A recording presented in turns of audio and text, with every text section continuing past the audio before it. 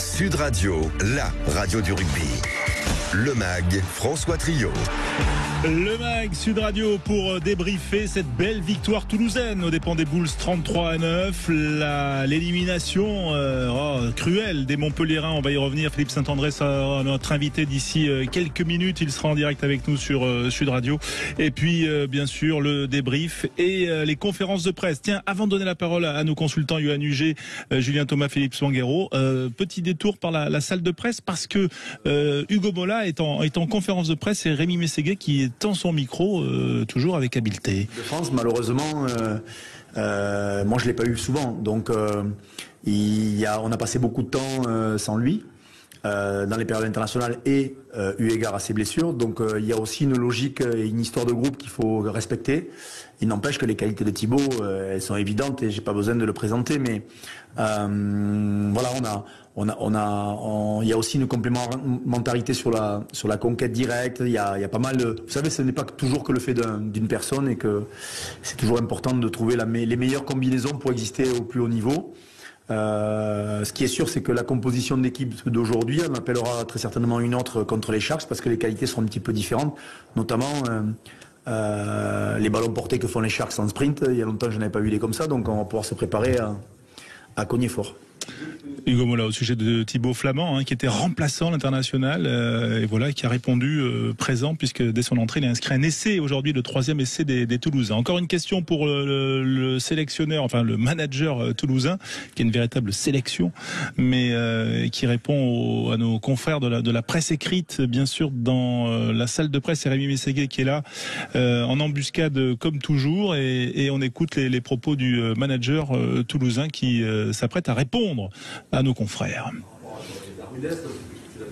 Elle est longue cette question. Bah, ça peut arriver, hein. Il y a des longues questions. De vous présenter les joueurs de classe mondiale des Sharks. Il y a des joueurs hors normes. Il y a des joueurs hors normes et des garçons qui sont capables de scorer à tout moment. Je pense que le match du Munster, c'est 3 ballons portés en sprint et 3 interceptions. Donc on peut se préparer à avoir un rude combat sur ces secteurs-là, sur la pression défensive qu'ils sont capables de mettre. Ils laissent peu d'énergie dans leur jeu parce qu'ils ne sont pas forcément toujours... le ballon ne les intéresse pas toujours. En tout cas, quand ils l'ont, ils vous le cachent suffisamment pour plus le revoir. Et quand ils l'ont pas, ils vous mettent sous pression pour que vous leur rendiez très vite. Donc honnêtement, ils ont des... Je ne veux pas vous les survendre. J'ai bien compris que j'avais eu du mal à vous survendre les Bulls cette semaine. Là, je crois que votre boulot est déjà fait et qu'il suffit de regarder le match du Munster pour comprendre que... Et regardez aussi le match contre le Leinster, qui reste un peu la référence en la matière et sur lequel ils ont vraiment existé fort. Donc c'est une équipe qui, pour moi, en ce moment, maîtrise son rugby avec un rugby, pour le coup, très estampillé sud-africain, mais très fort. Voilà, Hugo Mola qui répondait donc sur le futur adversaire en quart de finale. Yoann Huget, il a raison, Hugo Mola, les Sharks c'est du très très haut niveau, ça fait partie des, on va dire que en quart de finale c'est déjà très très fort. C'est très très fort, il a tout à fait raison, d'autant plus si on regarde juste le match d'hier face au Munster. Le score, ce qu'ils ont fait, c'est incroyable. Mettre 50 points au Munster, je crois pas que ce soit déjà arrivé. Et en tout cas, il a déjà programmé ses joueurs. Il est en train de programmer aussi ses joueurs dans le fait que ça va cogner très fort et que voilà, de faire prendre conscience au groupe que devant ça va taper et qu'il faut qu'ils soient prêts parce que sinon ils vont prendre des ballons portés toute l'après-midi. Julien Thomas, les Sharks, vous qui suivez bien tout le rugby international, c'est vrai que oui, il y a ce résultat des 50 points contre le Munster, c'est dire quand même 50, mais il y a aussi 35 points encaissés, donc il y a quand même des failles dans cette équipe d'internationaux sud-africains. Oui, il y a des failles du fait que c'est une équipe quand même solide, c'est une équipe qui peut alterner, qui va vers un jeu un peu plus aéré, mais on sait qu'il y a une pléiade quand même de Sud-Africains internationaux qui sont présents, mais qui sont dans un système quand même stéréotypé, pragmatique, d'occupation, de dépossession, et qui ont du mal quand même à vouloir plutôt le jeu aéré, tenir le ballon et se mettre en danger. Et ils sont un peu dans l'entre-deux, cette équipe des Sharks. Donc c'est là où je pense le Stade Toulousain peut aller chercher, jouer des duels, jouer debout, et cette déconnexion qu'il peut y avoir dans les transitions fera la force du Stade Toulousain. Et en plus, c'est ce qu'ils aiment, Ces turnovers, ils vont se nourrir de ça, les Toulousains, je pense. Oui, les Toulousains et Thomas Ramos, 18 points aujourd'hui, dont parle Hugo Mola en ce moment en conférence de presse grâce à Rémi Mességué. Un niveau de confiance qui lui permet de tenter des choses, de faire des choses de très haut niveau. Thomas, pendant longtemps, s'est posé la question de savoir si c'était un joueur de classe internationale. Moi, je pense qu'il est parti pour être un joueur de classe mondiale. Donc, c'est aussi dans les grands matchs qu'on voit les grands joueurs. Et j'espère que la semaine prochaine, on en verra un peu plus qu'aujourd'hui. Ça vous va? Bonne journée.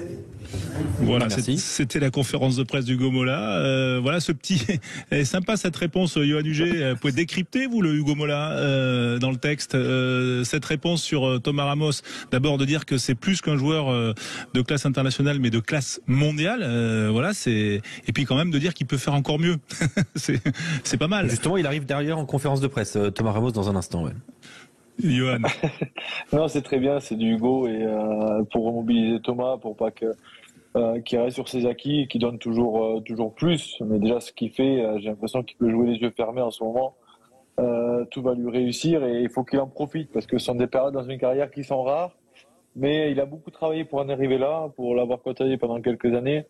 Il s'est beaucoup posé de questions, des allers-retours à vide en équipe de France. Il a rien dit, il a mangé son pain noir. L'arrivée de Melvin dans les roues, donc il s'est dit après Max Médard il sera tranquille.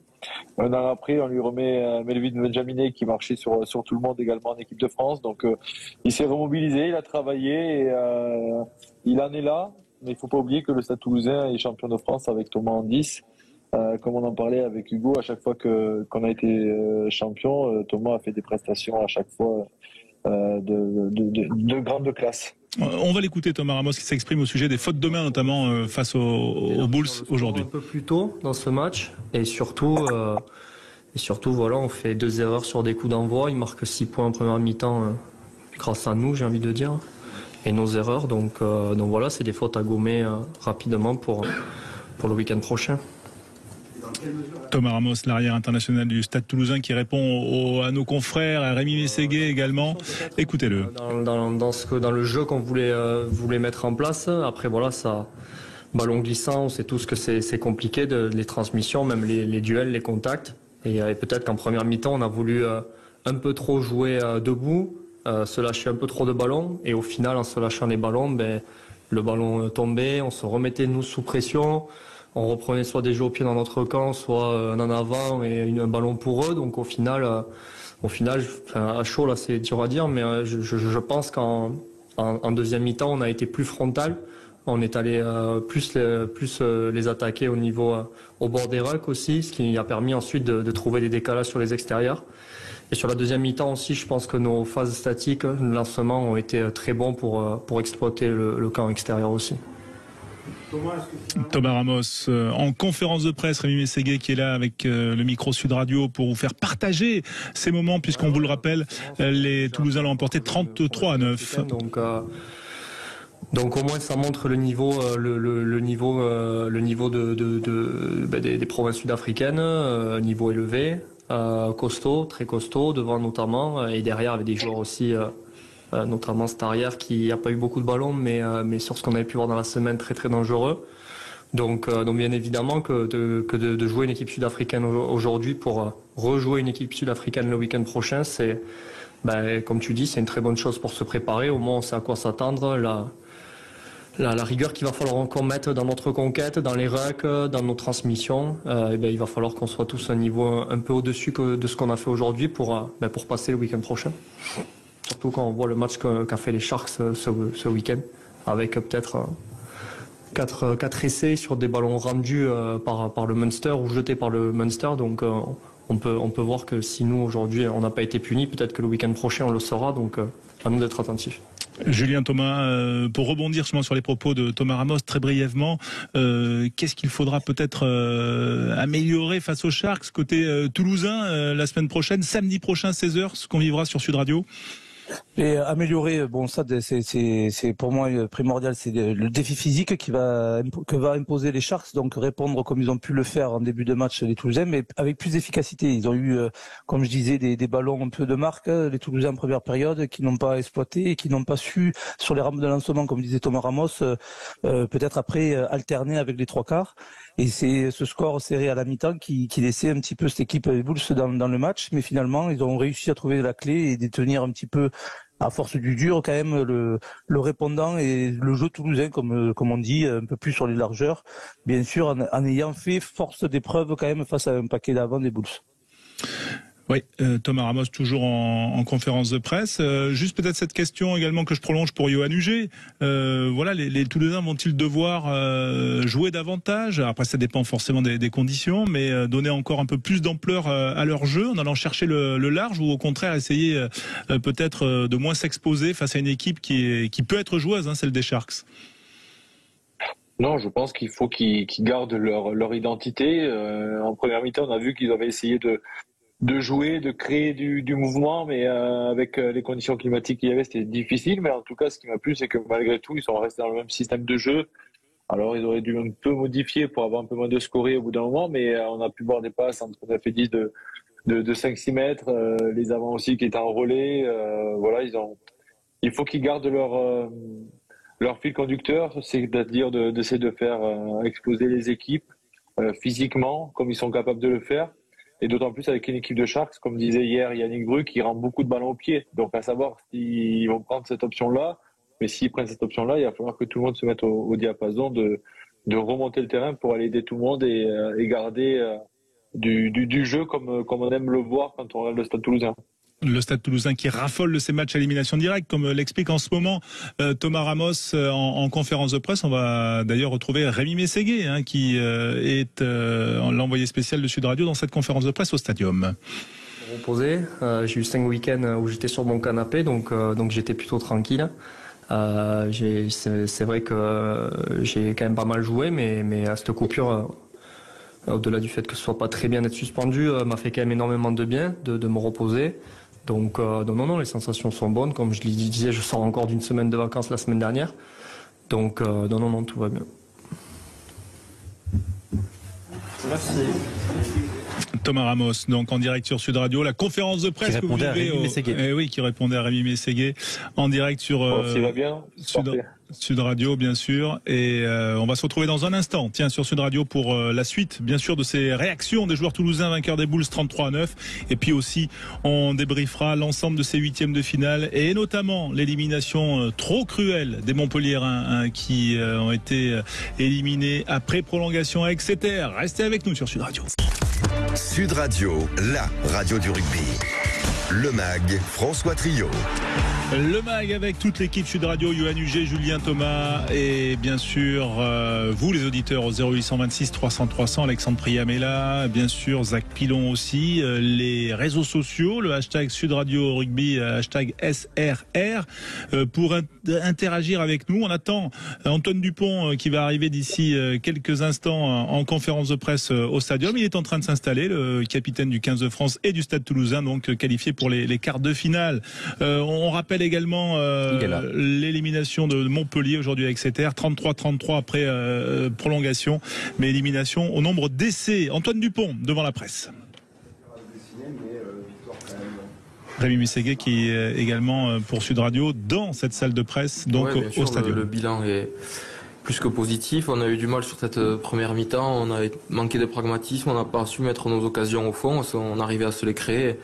2 fois on fait en avant alors qu'on était passé dans le dos de la défense et après on leur offre des points gratuits. Ils viennent 2 fois sur des coups d'envoi, ça fait 6 points. Donc en fait ils nous collent au score alors qu'on sent qu'on a de la marge pour faire mieux et pour les distancer au score, ce qu'on a su faire après en deuxième mi-temps qui nous a donné de l'air. Ce manque de lien, quand on s'est dit au fait que vous étiez dispersés les uns les autres pendant 2 mois Non, moi je pense pas que ça soit un manque de lien parce que justement on se trouvait bien, on était bien dans nos circuits, dans nos systèmes. Et c'était le petit détail, la petite dernière passe qui était dans les mêmes et qui avait même avec un ballon glissant, les conditions étaient compliquées. Et voilà, après un peu de négligence par moment sur les rucks qui leur ont donné des opportunités. Parce que avait mis le focus sur ça, je pense aussi, mais voilà, rien d'affolant. Antoine Dupont en direct sur Sud Radio au Stadium après la victoire des Toulousains 33-9 face aux Bulls. Une marge de votre côté qui suffisait juste un peu de débloquer cette situation. Ouais, parce qu'on se sentait pas en danger, à part quand nous on faisait des fautes, sinon ils venaient pas dans notre camp, on se faisait pas breaker, on arrivait à dominer les collisions, donc il y avait rien d'inquiétant, si ce n'est nous d'arriver à être un peu plus précis, mettre un peu plus de rigueur pour arriver à marquer justement ce premier essai et après quand le score est plus large, c'est toujours plus simple quand les matchs commencent à se décanter. C'est un morceau qui se présente à les Sharks, c'est un niveau au-dessus encore, ça va taper fort la semaine prochaine. Les Sharks, il y a qu'à voir le score de leur huitième de finale, en plus contre une équipe du Munster qui, on le sait, a beaucoup d'appétence pour cette compétition. Je pense qu'ils l'avaient préparé très sérieusement, ils avaient leur équipe au complet. Et malgré ça, ils prennent 50 points. Il n'y a qu'à regarder la composition des Sharks pour avoir une idée de leur niveau et de l'intensité qu'ils vont mettre samedi prochain. Parce que du coup, le fait d'avoir affronté... C'est une question de Rémi Mességuier d'ailleurs à l'instant en direct sur Sud Radio. Ouais, non, je suis pas sûr qu'il y ait beaucoup de choses à aller chercher là-dedans. C'est une autre équipe avec notre profil, mais des joueurs de très grande qualité et un vécu du haut niveau aussi, puisque c'est quasiment la totalité est internationale avec l'Afrique du Sud. 8 heures de voyage, ça compense avec le jour de récupération en plus qu'ils ont. C'est quelque chose qui compte, quand même, c'est pas anodin. Ouais, on a un jour de moins, je sais pas comment ça est calculé, mais c'est quelque chose qu'il faut prendre en compte. On aura peut-être. On va devoir gérer la semaine en conséquence, mais ça nous est arrivé plusieurs fois. Et voilà, ils auront 12 heures d'avion, donc je sais pas ce qui est le mieux à choisir. Voilà, le match aura lieu samedi à 16h. On le vivra bien sûr en direct en intégralité sur Sud Radio. Antoine Dupont, toujours. En tout cas, au niveau du club qui a la bascule. Ouais, bien sûr. On se prépare toute la saison depuis juillet pour jouer ces moments-là. Ces phases finales qui sont si précieuses, qui sont si rares, et on sait que le club est fait pour ça, que autant à l'intérieur qu'à l'extérieur, tous les supporters attendent ça aussi avec impatience. On voit aujourd'hui l'engouement dans les stades pleins du stadium et voilà. Et nous, les premiers acteurs sur le terrain, on attend ça. Donc maintenant, on y est à nous de prendre notre destin en main.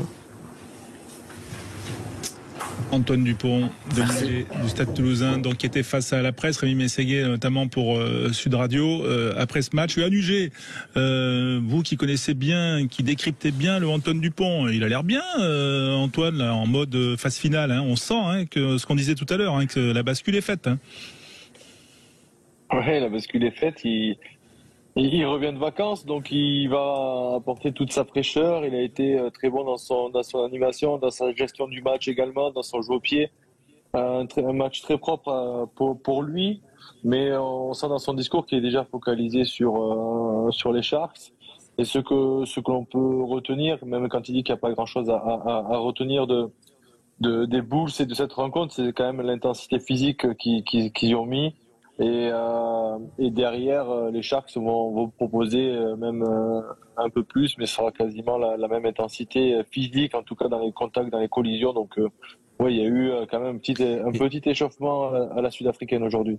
Et Johan, je me posais une question quand même. Là, on est donc dimanche, 18h30. Ils vont jouer donc samedi, ce qui impliquera qu'ils arriveront, je pense, la veille, vendredi. Il va y avoir quoi, un entraînement? Une vidéo, un entraînement? Comment ça va? Toi qui connais un peu les rythmes toulousains, comment ils vont partir probablement jeudi ou vendredi. Comment ça va se passer d'après toi cette semaine? Qui va partir? Les Sharks. Non, c'est les Sharks qui viennent, pardon. Oui, c'est les Sharks qui viennent, excuse-moi. Oui, pardon. Ce serait Ernest Vallon. Oui, ce serait Ernest Vallon. Ernest Vallon. Non, pour eux, ça va être une préparation un peu réduite, mais là, il n'y a plus rien à préparer.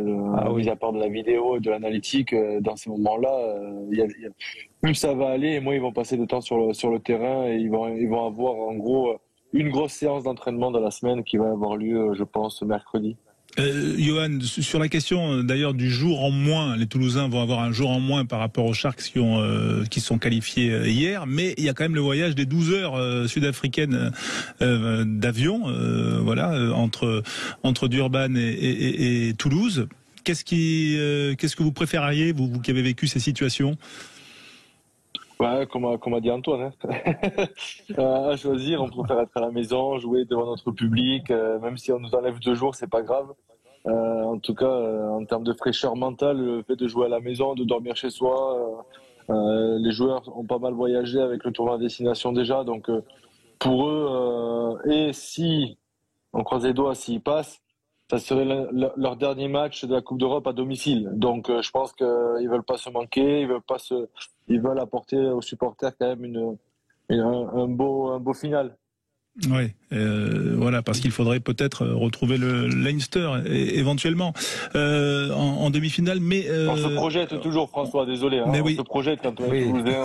Et après l'adaptation, bien sûr. Voilà, oui. C'est ce qui s'appelle prendre les matchs les uns après les autres, mais vraiment, voilà, et on le fait aussi. Et l'important, c'est la qualif. Ah ben c'est la qualif. À Toulouse, c'est la qualif, et même c'est l'étoile sur le maillot, hein, souvent. Donc voilà, il y en a 5, et c'est vrai que cette Champions Cup nouvelle formule, nouveau format avec les Sud-Africains, les Toulousains aimeraient bien quand même l'avoir sur le maillot, et pour ça, il faudra éliminer les Sharks le week-end prochain. On va le vivre d'ailleurs sur notre antenne, tout comme on va vivre dans cette dernière demi-heure du MAG, on va se projeter sur bien la belle performance des sétistes, hein, l'équipe de France à 7 qui est allée faire un gros coup à Hong Kong, 3e du tournoi, du plus grand tournoi du monde, et puis on va parler également des Montpelliérains, bien sûr, et on pourra aussi, Johan, parler des Toulousains encore. On peut toujours. Allez, à tout de suite sur Sud Radio.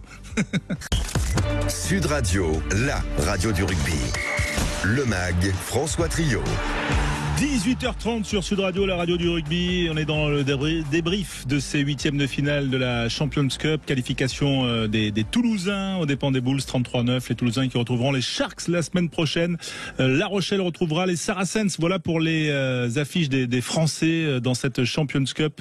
Les Sharks de Durban, Philippe Spanghero, que vous connaissez bien et qui, bien sûr, il va nous en parler dans un instant, mais Johan et Julien, c'est vrai que on sait la semaine va être courte, mais la semaine aussi va être... Est-ce que vous pensez, tiens Johan, qu'il va y avoir des changements dans la compo toulousaine? Voilà, on a vu que Thibaut Flamand était remplaçant, ou au contraire, on va garder l'équipe qui a gagné? Je sais pas. Hugo a laissé entendre dire si on se réfère à ses propos qu'il pouvait y avoir quelques changements. Je ferais quand même rentrer Thibaut Flamand parce que il a une intelligence situationnelle qui est quand même hors du commun avec François Cros. C'est une complémentarité qui m'a beaucoup plu aussi durant le tournoi de destination. Donc il va pas y avoir beaucoup de changements, mais 1 ou 2, je pense, notamment dans le pack. Et notamment au talonnage, Julien Marchand. Oui, parce que Julien Marchand, ça n'a pas l'air d'aller quand même. Hein. Ouais.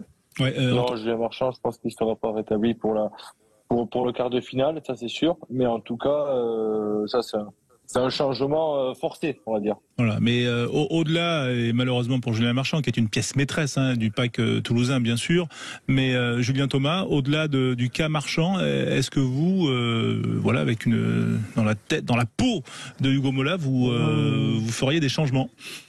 Je ferai des changements, Thibaut Flamand, je pense, mais après ça dépend, peut-être au centre aussi, mais il faut voir aussi le retour des joueurs toulousains qui sont peut-être pas pris. Il y a aussi quand même, parce qu'il n'est pas blessé, de Perpignan qui est venu à Toulouse, l'arrière Jaminet. Je t'ai dit un carton bleu là, je te le dis moi. Oui, c'est pour ça, vous êtes venu à la rescousse, mais du coup c'est Jaminet aussi qui est potentiellement être dans la feuille de match. En tout cas, Thomas Ramos, comme tu parlais tout à l'heure, Johan, c'est vraiment, pour l'instant, il est sur un nuage par la confiance du 15 de France. Donc, il s'en sert, et surtout, il le met à l'œuvre avec Toulouse, et ça, c'est plutôt bien pour les Toulousains. Maintenant, Je pense que derrière, peut-être, c'est des centres qu'il faut voir Pitaki et Chocobares. Oui, Philippe Spanghero qui est là, bien sûr. On va parler des Sharks avec vous dans un instant. Mais est-ce qu'il faut, par exemple, Philippe, garder un banc à 6-2 comme là Hugo Mola l'avait fait 6 avant, 2-3 quarts pour accueillir les Sharks? On peut se poser la question. On peut se poser la question parce que c'est vrai que dans ce que va proposer les Sharks, ça va être forcément costaud devant. Donc ça a du sens. Et puis ça dépend des deux sur le banc toulousain parce que c'est vrai que du côté toulousain, avec 2-3 quarts, on arrive à avoir tout un tas de combinaisons qui permettent de couvrir tous les postes. Donc ça dépendra aussi de l'état de forme. Moi, je me pose quelques questions sur Pitaki, alors qui a pris un peu d'âge et que je trouve un peu moins décisif dans la ligne d'attaque toulousaine. Donc, pour rebondir sur le débat d'avant, moi, c'est plutôt au centre du terrain que je poserai la question. Mais après, sur la stratégie des remplaçants, je resterai sur un 6-2 en fonction de la météo, des équations donc tu laisses Gemini en tribune. Le problème, c'est qu'aujourd'hui, il fait pas défaut, Jaminet, en n'étant pas remplaçant. Quand on voit le match de Ramos aujourd'hui, vous l'avez dit, il marche sur l'eau et ce tournoi en destination, pour moi, lui a fait prendre une envergure encore différente. Honnêtement, c'est le baromètre de cette équipe du Stade Toulousain. Et puis, on l'avait dit précédemment, mais il peut glisser en 10. Il a toujours été très très fort quand il a pris le poste de demi d'ouverture au Stade Toulousain aussi. Il a assuré de grosses prestations.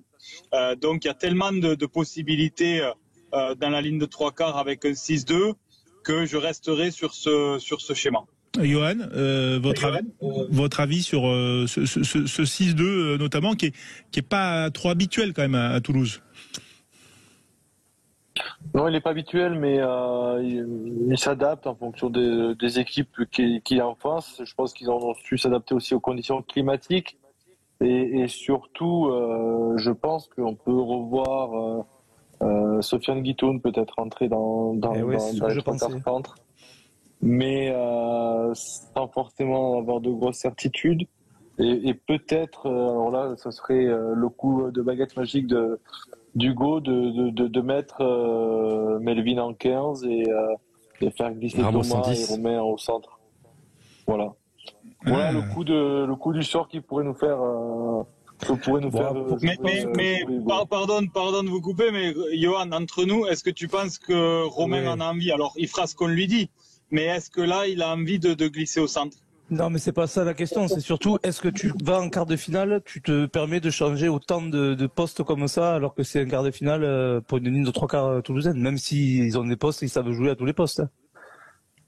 Oui, ça c'est sûr. Mais c'était une réflexion que je partage avec vous. Elle vous plaît pas? Donc, moi j'aime bien Johan. Avec moi, au niveau du centre, des centres, mais c'est Pitaki, Chocobares, c'est ce que j'avais dit avec Philippe qui est en accord. Mais je pensais à Sofiane Guitoun en fait aussi. Peut-être son retour. En fait, Hugo fonctionne en complémentarité. Donc, faut savoir qui est complémentaire dans la ligne de 3 quarts. Si Sofiane est très complémentaire avec Pitaki, apporte plus de certitude, ça c'est sûr. Et Chocobares qui lui quand même marque aussi dans un match qui pourrait être l'un des siens avec beaucoup de puissance, beaucoup d'affrontements physiques. Aujourd'hui, on l'a pas trop vu comme le reste depuis le début de l'année, quoi. Intéressant en tout cas ce point de vue de Johan Huget, de Julien Thomas, de Philippe Spanghero. Tiens Philippe, revenons quand même sur les Sharks, c'est parce que vous le disiez, vous connaissez bien cette équipe et voilà, on a envie aussi de savoir il y a beaucoup d'internationaux, mais bon, on connaît son profil d'équipe physique et joueuse. Ouais, c'est difficile de savoir comment les manœuvrer parce que c'est une équipe très complète, un peu à l'image du Stade Toulousain. Ils savent jouer sur plusieurs registres. Mais moi, ce que je voulais préciser, c'est la limite aussi de ce système et de cette entrée des Sud-Africains, c'est la contrainte logistique parce que on l'a dit, Toulouse va avoir un jour de moins pour récupérer. Mais j'ai échangé un peu avec Yannick Bru aujourd'hui. Et la venue à Toulouse est un casse-tête pour cette équipe sud-africaine. Ils savent pas encore comment ils vont voyager. avec quelle compagnie. Ils ont prévu d'arriver mercredi. Comme d'habitude, c'est escale à Dubaï, c'est ça? En fait, c'est ce qu'on essaie de leur imposer parce que dans le cadre de l'URC, ils ont des conditions particulières avec le partenariat avec Qatar Airways, mais ça joue pas en Champions Cup, ce partenariat-là. Et donc, ça amène quand même une complexité logistique qui est pas neutre, parce que certainement que l'équipe va pas voyager ensemble, ils vont être obligés de prendre plusieurs vols, d'arriver de façon différée. Et donc, ça aide pas quand même à préparer ce genre d'échéance. Ils ont prévu d'arriver à Toulouse mercredi soir pour être sur le pont jeudi pour s'entraîner.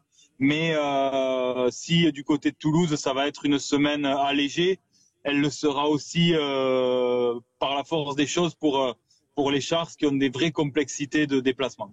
Voilà, intéressant. En tout cas, la difficulté de cette nouvelle formule. On va dire, pour passer au cas des Montpelliérains, voilà, nouvelle formule où on a eu l'impression, Alexandre Priam, vous qui avez commenté ce match avec Julien Thomas, qu'on était revenu aussi à l'ancienne formule, avec des arbitres parfois un petit peu, vous voyez, comme on a vécu un peu aux grandes heures de la H-Cup. Alors là, coupez le micro et laissez-le dérouler là. On a vécu un enfer. En termes d'arbitrage, on a vécu un véritable enfer du côté de Sandy Park. Effectivement, la première période, Monsieur Brace, il est pas bon à l'arbitrage, mais il est pas non plus catastrophique. Mais on émet déjà quelques doutes. Je me souviens avec Julien Thomas, on évoquait ce club fermé où figurent Mike Adamson, Jacob Paper, Luke Pierce, des gens qu'on apprécie énormément sur Sud Radio Rugby. Et là, ce carton rouge pour moi de Zach Mercer est un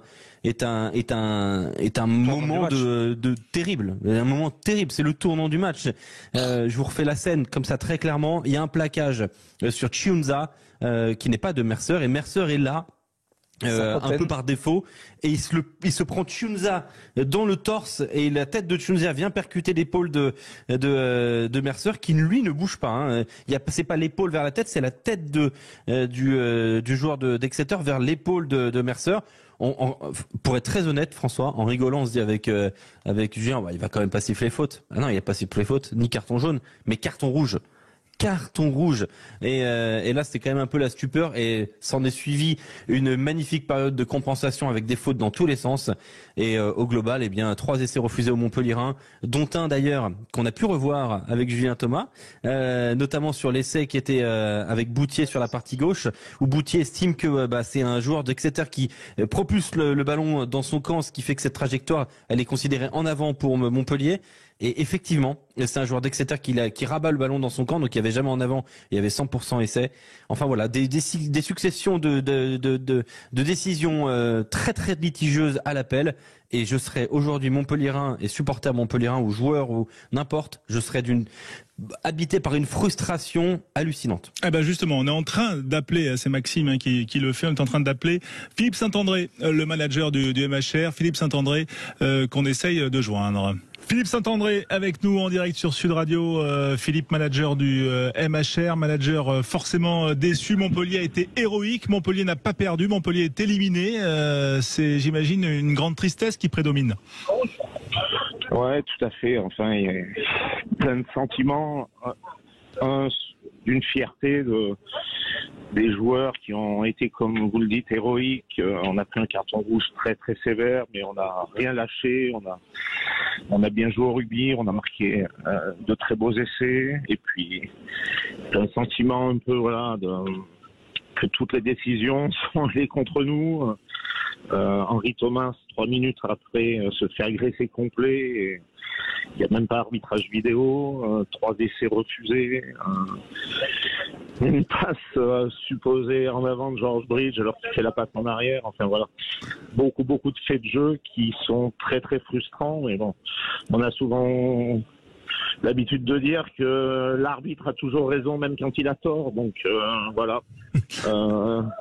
Mais voilà, un sentiment d'abord de fierté parce que je crois qu'on a tout donné, même à 14 contre 15, on a dominé Exeter, on est allé au bout de 80 minutes, on a conservé le ballon très très longtemps pour récupérer une pénalité et les 20 minutes d'extra time, et voilà, on mène de 7 points et on perd à la 100e minute.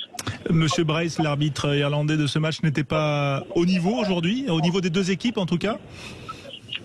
Ouais, je pense aussi l'arbitrage vidéo, parce que je pense qu'il faut aussi inclure l'arbitrage vidéo. Après, on va revoir le match. Là, on revoit des images. Déjà, il y a beaucoup de choses qui ne nous plaisent pas. Et c'est frustrant, mais bon, j'ai envie aussi de parler quand même d'un match de très haut niveau, d'une intensité incroyable. Après, c'est vrai qu'on a eu aussi tellement d'occasions d'essai, on aurait pu être un peu plus, on va dire, réactif dans les zones de marque et un peu plus précis. Bon, je peux pas en vouloir à mes joueurs qui ont été héroïques. Les trois quarts avaient des crampes à la fin. On pouvait plus faire de changement parce qu'on avait fait un carton rouge et on avait des blessés. Mais bon, on a fait un match de haut niveau. J'espère qu'il va nous apporter maintenant pour le sprint final qui nous reste, 5 matchs en championnat, dont le prochain match où on va recevoir Castres dans 15 jours. Voilà, c'est peut-être un déclic pour la fin de saison. On essaie de se raccrocher à ça quand on est un manager là pour essayer de remonter le moral de ses troupes. Oui, et puis comme vous l'avez dit, on n'a pas perdu. On a fait match nul. Donc je leur ai dit, voilà, on n'a pas perdu. On sort de la compétition, mais la tête haute, en étant en plus jouant combien, mais plus de à la 50e, minutes, je crois. Ouais, à la 50e sur 100 minutes. Donc on a joué à 50 minutes à 14 contre 15 et donc voilà, l'esprit, le négation, la solidarité, le fait aussi de jouer parce qu'on a beaucoup joué, on a marqué des beaux essais. C'est une élimination qui est très très très cruelle. Mais bon, il faut se relever et continuer à bosser et bien finir la saison en top 14. Ouais, un peu comme l'an dernier. On l'espère qu'il y aura ce final pour vous en tout cas. Un petit point sur, j'imagine que vous remémorez le match. Par exemple, cette pénalité non tentée en début de prolongation, ils vous l'ont expliqué comment vos joueurs après le match? Non, mais on était contre le vent, elle était complètement en coin, on se sentait fort sur les ballons portés, donc ça a été je crois que c'est une décision qui est collégiale et qui a été prise par les joueurs, mais aussi par le staff. Alors après, par contre, voilà, on a demandé de tenter la pénalité à la 80e pour avoir 20 minutes de temps supplémentaire, parce que même à 14 contre 15, on trouvait qu'on était mieux physiquement, on trouvait qu'on gagnait les impacts, que même à 14 contre 15, quand on tenait le ballon, on arrivait à trouver des solutions. Mais bon, cet essai à la dernière seconde nous fait très mal, et surtout cet essai transformé, parce que il nous passe devant au nombre d'essais. Je crois qu'il marque 5 essais, nous 4 essais. C'est pour ça qu'ils sont qualifiés pour les quarts de finale de Coupe d'Europe. Voilà, mais Montpellier n'a pas perdu, et Montpellier peut peut-être, on va dire, démarrer son sprint final avec quand même aussi ce match référence en tête. Merci Philippe Saint-André d'avoir été avec nous en direct sur Sud Radio, et on vous souhaite un bon retour dans l'Hérault. Merci. Voilà donc, messieurs, tiens, Julien Thomas, parce que vous avez souffert avec votre ancien club, voilà, vous partagez un peu ce point de vue là sur Philippe Saint-André. D'abord très dur avec l'arbitrage, hein. On pensait qu'il y avait que Alexandre Priam, mais il y a aussi quand même Philippe Saint-André. Oui, très contestable. Julien Thomas. Et Julien Thomas. Bon, je rejoins le groupe. Julien, fallait le voir. Julien, t'étais à deux doigts de casser des choses quand même. Ah oui, incompréhensible. Non, mais incompréhensible. Alors je suis honnête, que ce soit Montpellier ou une autre équipe, mais c'est l'arbitrage quand c'est pas cohérent et pas adapté en plus dans ce qui se passe, et qu'il a arbitré d'une autre façon la première mi-temps. Je n'ai pas compris. Dès le carton rouge, déjà, Monsieur Bryce est sorti de son match. Donc derrière, ça a été une folie non siffler, de non pénalité, de laisser aller complètement cette équipe de Montpellier à être sanctionnée et 3 essais refusés. Donc c'est ça en plus qui est frustrant. Il dit Philippe Saint-André qu'ils étaient à 14 dès la 50e, mais plus le carton jaune d'Akouaka ça fait une mi-temps plus les prolongations quand même à 14 pour les Montpelliérains, et malgré tout ils étaient dans le match. C'est frustrant du fait qu'ils étaient au-dessus pour moi les Montpelliérains sur ce match. Johan, en quelques mots, oui, ça peut être le déclic pour le sprint final, même s'il y a élimination. Oui, il faut qu'ils retransmettent leur frustration, bien entendu, comme tout le monde l'a pu le voir aujourd'hui, en tout cas devant la télé, en championnat, et se dire qu'ils sont capables de relever n'importe quel défi, notamment quand tout le monde les condamne, et c'est là où ils sont les meilleurs. On a pu le voir, même si leurs supporters, et même les anciens joueurs, pensaient qu'ils allaient perdre. Je dis ça à personne, mais hier, en tout cas, personne n'avait misé là-dessus. Ah, mais moi, j'ai mis la maison en jeu, donc du coup, à l'arrivée. Et même au coup d'envoi du match, il me dit non, pas Montpellier. Voilà, pas Montpellier, mais nous, on avait du pif et on avait un Montpellier français. Pas Montpellier, ils n'ont pas perdu. Non, t'as dit le point de bonus défensif. Ouais, non, c'est vrai. C'est cruel, mais en tout cas, c'est cruel pour eux. Mais en tout cas, il faut qu'ils se rendent compte qu'ils ont le potentiel pour aller chercher déjà la qualif. Et une fois après, ils seront lancés. Voilà, il y aura un deuxième championnat qui démarre. Mais en tout cas, il faut qu'ils se rendent compte qu'ils sont capables de jouer cette place dans les 6 et d'aller remporter les 5 matchs qui restent en top 14. Ils le peuvent, effectivement, les champions de France en titre. Allez, on se retrouve dans un instant. On va parler des settistes. Tiens, France 7 qui a fait un gros exploit aujourd'hui, 3e du tournoi de Hong Kong. Sud Radio, la radio du rugby. Le MAG, François Trio. Sud Radio, la radio du rugby, de tous les rugby. France 7, le Seven, comme on l'appelle, sport olympique, et les Français qui sont la 3e nation mondiale, qui ont décroché aujourd'hui une médaille de bronze à Hong Kong, le plus grand tournoi de 7 du monde. Voilà, il reste encore 3 étapes dans ce circuit mondial. Et on a eu tout à l'heure Jérôme Daré et Stéphane Parez qui étaient avec nous dans des conditions de direct, voilà, depuis Hong Kong, après leur médaille de bronze décrochée face à la Grande-Bretagne, après une demi-finale très serrée face aux Néo-Zélandais. Écoutez-les, ils ont répondu à nos questions. Tout simplement de la frustration. Voilà, oui, on est à la fois satisfait des contenus, de ce qu'on a réussi à poser sur le terrain et à mettre en œuvre. Maintenant, on sent qu'on n'est pas si loin et qu'on a besoin de grandir dans les moments un petit peu clés, soit de pression. Voilà, c'est ce qui nous manque un peu, c'est cette performance un petit peu dans le money time, dans les moments sous haute pression, et voilà, ça se joue à pas grand chose encore une fois, mais bon, il va falloir qu'on le passe. Ouais, le bronze, Stéphane, à Hong Kong, comme lors du premier tournoi de Hong Kong en début de saison. Voilà, il y a eu une médaille d'argent également à Vancouver. Ça veut dire quand même que vous n'êtes plus très très loin du top niveau, hein. Et oui, bien sûr, on travaille dur pour ça, c'est ce qu'on vise. En ligne de mire les Jeux Olympiques en 2024. Donc on n'est pas là pour figurer. On cherche l'or, bien évidemment.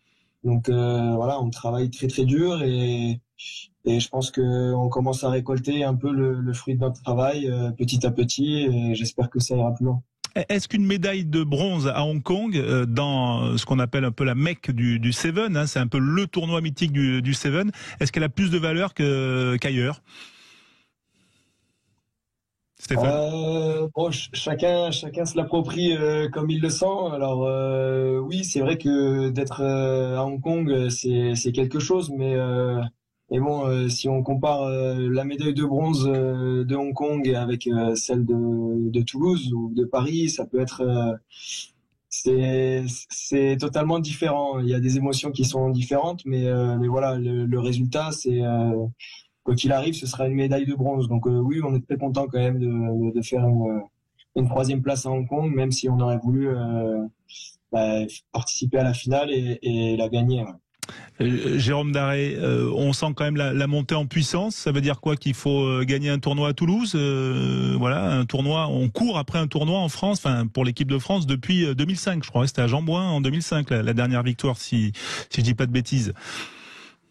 Moi, j'aimerais bien détrôner Thierry Janexec, quoi. Voilà, c'était clair.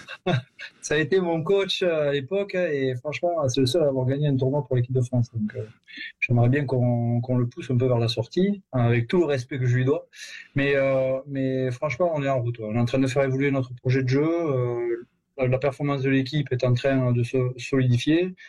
Et on doit avoir une grande ambition. C'est-à-dire que notre ambition, c'est d'aller gagner les Jeux Olympiques de Paris 2024. Et pour ça, il faut envoyer des signaux forts. Alors aujourd'hui, on arrive à mettre de la consistance dans notre performance, et je crois que c'est la 5e demi-finale qu'on fait.